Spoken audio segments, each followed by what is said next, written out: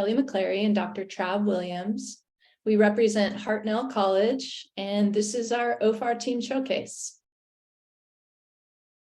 Our team's overall approach to implementing changes in our courses based on OFAR was to create anti-racist syllabi, to implement open pedagogy, to use open educational resources, to develop more culturally relevant material, and fewer disposable assignments. Dr. Vermarie Panget implemented changes in her human physiology course by engaging students in discussions around identity, privilege, and medical racism. Students researched medical racism and shared their findings with each other.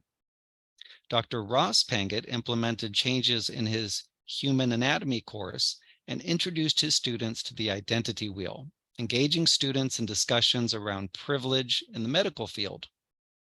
In my own course, Introduction to Business, I developed group activities relating to anti-racism, as well as a BIPOC leader assignment. Susanna Carney-Waddy implemented changes in her English 2 course by engaging students in conversations around race as a factor in police brutality and immigration policy. Her students then practiced racial analysis of scholarly texts. Susanna plans to extend this unit in the future by having students create their own news reports on racial issues. Trish Triumpo-Sullivan introduced her Photo 1 students to photographers of color and created a wiki repository of student-created learning materials for her future students. She hopes to share her anti-racist course on Canvas Commons. I co-created an anti-racist origin story unit with my students in my critical thinking and writing course. I also created a repository of student work that will be used in upcoming courses. My future goal is to utilize the practice of ungrading in my courses. Our participation in OFAR has impacted Hartnell College in the following ways. We had the opportunity to present 2 breakout sessions at Hartnell's Student Success Conference this past January. The conference focused on race, equity, and social justice, so we were a perfect fit in sharing our OFAR experience with our colleagues. Both sessions went really well and resulted in lively discussions about OFAR with faculty members. We also had the opportunity to share our OFAR experience with the Academic Affairs Council and as well the associated students of Hartnell College, who began brainstorming ways we can enhance the student experience with OFAR. And lastly, our supporting dean, Dr. Marianne Fonts, has been instrumental in helping to spread the OFAR word by sharing updates with the Hartnell board and our administration. Thanks to her, our team was featured in the President's Weekly Report. During one of my recent meetings with Anna, our coach, she said something that stuck with me and that summed all of this up quite perfectly. She said that in relation to everything Travis and I have just shared, that is the how, but that this right here, our students, this is the why. Something noteworthy and something we are proud of is that we were able to create a small student cohort at Hartnell to help us with our OFAR work. These students have shared their thoughts about racism in the education system and our campus culture here at Hartnell. 2 of them attended one of our webinars, Open Pedagogy on Practice, and got to see some of the things a few of our colleagues are doing in their classrooms.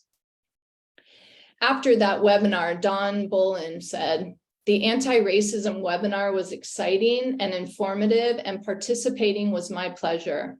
So keep doing what you are doing so racism can be addressed across the board."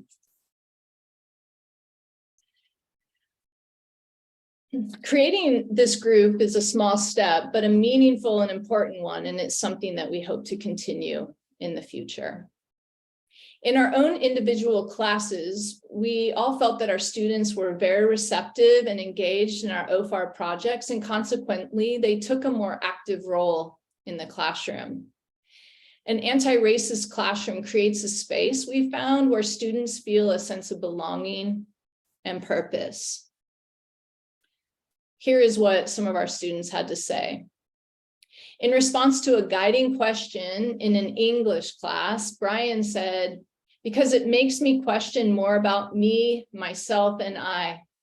It's like I'm learning from myself."